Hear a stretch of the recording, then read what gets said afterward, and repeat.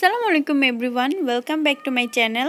আজকে আমি আপনাদের সাথে শেয়ার করব দোকানের মতো বেগুনি রেসিপি। অনেকেরই কমপ্লেন থাকে যে দোকানের মতো পারফেক্ট বেগুনির রেসিপি তৈরি করতে পারে না বাসায়। তো কিভাবে খুব সহজে দোকানের মতো করে বেগুনি রেসিপিটি তৈরি করবেন তা আজকে আমি আপনাদের দেখাবো। তো চলুন দেখে নিই আমাদের এই রেসিপিটি তৈরি করতে কি কি উপকরণ লাগছে। এখানে আমি বেগুন লম্বা লম্বা করে কেটে একটু লবণ দিয়ে মেখে রেখে দিব।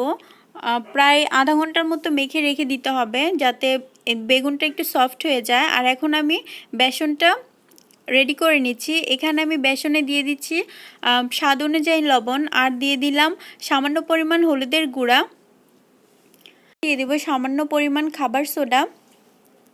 বেগুনিটা একটু ফুলা ফুলা হয়, এজন্য আমি এটা সামান্য পরিমাণ দিয়ে দিলাম। আর এখন দিয়ে দিচ্ছি সামান্য পরিমাণ মরিচের গুঁড়া। আমি এতে দিয়ে দিচ্ছি একটু জর্দার রং। জর্দার রংটা দিলে বেগুনিটা একটু কালারফুল হয়।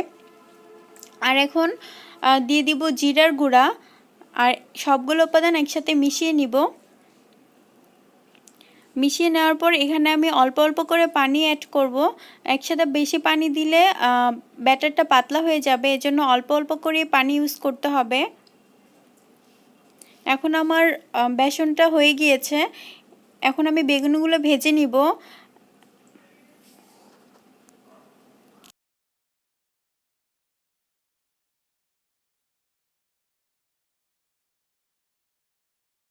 এটা করবেন বেশি তেলে ভাজার জন্য, কারণ একটু ডুবো তেলে ভাজলে বেগুনিটা একটু ফুলকো হয় আর দেখতেও ভালো লাগে। তো একটু লাল লাল করে আমি বেগুনিগুলো এখন ভেজে নিচ্ছি। আমার বেগুনিগুলো ভাজা হয়ে গিয়েছে, এখন আমি এগুলো উঠিয়ে নিব।